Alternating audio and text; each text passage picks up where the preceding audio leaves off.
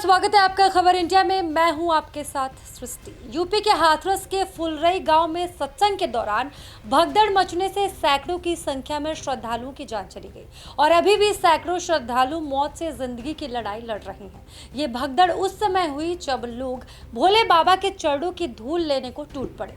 Volunteers ने water cannon से पानी की बौछार की, लोग फिसले और जमीन पर गिरे, फिर एक दूसरे को रौंदते हुए निकल गए। हादसे के बाद से भोले बाबा फरार हो गया। माहौल गमगीन हो गया। चारों तरफ सिर्फ और सिर्फ शव ही नजर आए, सिर्फ और सिर्फ चीख पुकार और चित्कार नजर आई। लेकिन ना तो भोले बाबा आए और ना ही उनका कोई चमत्कार हुआ।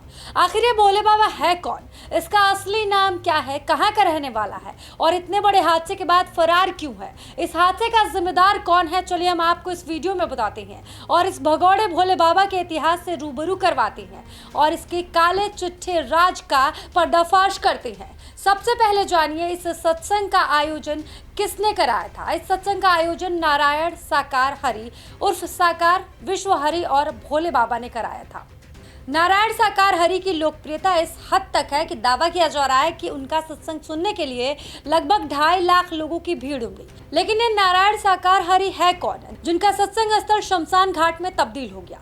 नारायण हरि उर्फ भोले बाबा का असली नाम सूरजपाल है। मूल रूप से कासगंज जिले के बहादुर नगर का रहने वाला है। बचपन से ही अपने पिता के साथ खेती करता था, लेकिन इसके बाद वो पुलिस विभाग में भर्ती हो गया। पुलिस विभाग में लगभग 18 साल तक नौकरी करने के बाद वीआरएस ले लिया। कहा जाता है कि सूरजपाल का शुरुआत से ही अध्यात्म की तरफ झुकाव था, लेकिन 1990 के दशक में पुलिस विभाग की नौकरी छोड़ने के बाद वो पूरी तरफ से अध्यात्म की दुनिया में चला गया। तभी से सत्संग करना भी शुरू कर दिया। सूरजपाल के 3 भाइयों में से एक भाई की आकस्मिक मौत हो गई, जिसके बाद उसने बहादुर नगर में अपने भाई के नाम पर एक ट्रस्ट शुरू किया। इनका आश्रम भी बहादुर नगर में है। वो मानव मंगल मिलन सद्भावना समागम के नाम से सत्संग का आयोजन करते रहे हैं और खुद को ये भोले बाबा हरि का शिष्य बताती हैं। इस वजह से उन्होंने अपना नाम सूरजपाल से बदलकर नारायण साकार हरि कर दिया। अपने प्रवचन में अक्सर कहते रहते हैं कि साकार हरि पूरे ब्रह्मांड के मालिक है। विश्व हरि भोले बाबा के अनुयायी भोले बाबा के नाम से पुकारते हैं।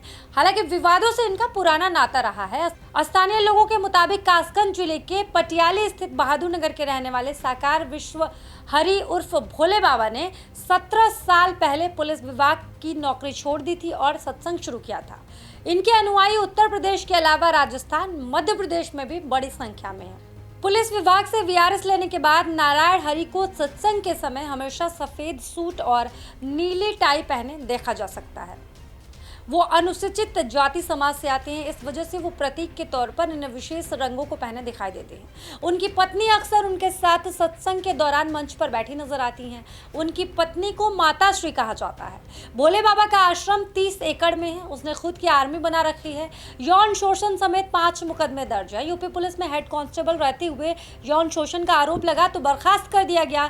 जेल भी गया, बाहर आया तो नाम पहचान सब बदल लिया। भोले बाबा के कार्यक्रम की एक खास बात होती है। दरअसल साकार विश्व हरि उर्फ भोले बाबा के आयोजन में कोई प्रसाद नहीं चढ़ता। अनुयायी भी कोई चढ़ावा नहीं चढ़ाते। बाबा को कोई साहित्य या सामग्री भी नहीं बेचते। समागम कार्यक्रमों के लिए श्रद्धालुओं से चंदा तक नहीं लिया जाता। अनुयायी मंच के नीचे से बाबा को प्रणाम करते हैं। चढ़ावा नहीं लेने की वजह से बाबा के भक्त दिन प्रतिदिन बढ़ते जाते हैं। नारायण हरि उर्फ भोले बाबा की कोई भी संतान नहीं है। बहादुर नगर में आश्रम खोलने के बाद गरीब और वंचित वर्ग के लोगों में उसकी लोकप्रियता तेजी से बढ़ी। आज के समय में भोले बाबा के लाखों अनुयायी हैं। सुरक्षा के लिए वॉलंटियर्स रखते हैं जो उनके सत्संग की सुरक्षा का पूरा इंतजाम करती हैं। हालांकि बाबा का कनेक्शन सियासत से भी तगड़ा है। कुछ मौकों पर यूपी के कई बड़े नेताओं के मंच पर देखा गया। इसमें समाजवादी पार्टी के राष्ट्रीय अध्यक्ष अखिलेश यादव का नाम शामिल है। अखिलेश यादव ने जनवरी 2023 में एक समागम में हिस्सा लिया, लेकिन इस हादसे के बाद से ही ये बाबा फरार है।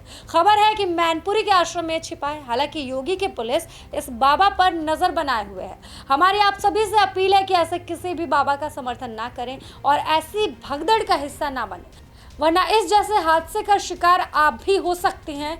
इसीलिए आप अपना ख्याल रखिए, सावधानी बरतिए।